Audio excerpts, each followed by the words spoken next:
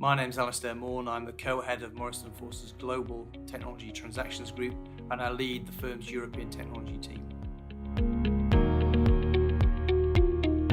The European Digital Single Market is a major legislative programme in the European Union that was begun by the European Commission in 2015 and will run for 5 years until the end of 2019. The aim of the Digital Single Market is to harmonise laws and regulations across the EU that deal with the treatment of digital goods and services, and to level the playing field to create the environment in which European businesses will be able to operate online in a harmonised way across the whole of the EU, and consumer protection rules for consumers dealing online will be harmonised and stabilised. There's a particular focus within the digital single market at protecting owners of content and at making certain that the providers of access to market, channels to market, are subject to fair rules and approaches in terms of their operation.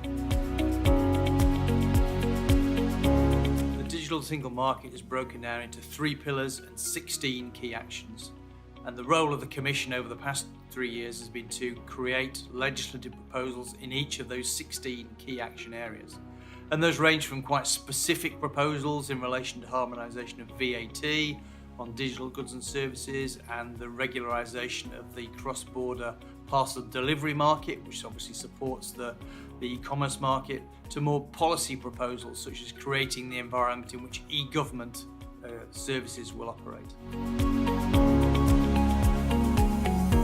Since the digital single market was launched, the Commission has set itself the task of issuing legislative proposals and then converting those proposals into actual law and regulation applicable across the EU. And frankly, the Commission got off to quite a slow start. It was the end of 2016 before most of the main legislative proposals were issued, and even at the start of 2018, the Commission itself recognised it was behind schedule. So beginning from the start of 2018 and continuing until the end of 2019, we expect to see a much more rapid rate of conversion of proposals into actual legislation. So, for example, we've already seen legislation that will end the principle of geo-blocking that allows portability of content around the European Union.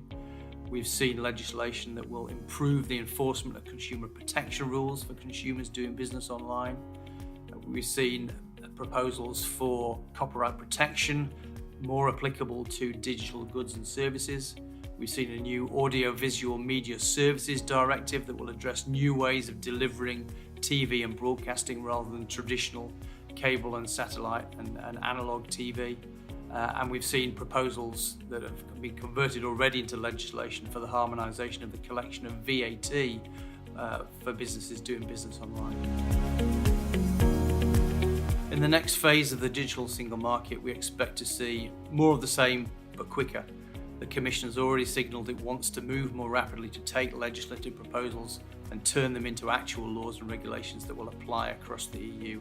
So, for example, the proposals around modernisation of copyright law, we expect to become law sometime in early 2019, although there's still a lot of legislative debate about that.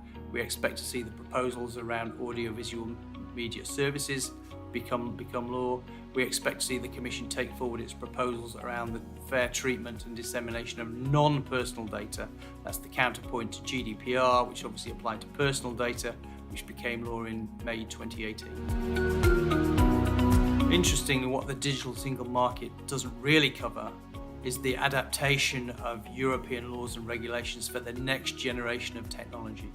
Artificial intelligence, machine learning, blockchain and distributed ledger technology. None of those are really covered specifically within the digital single market.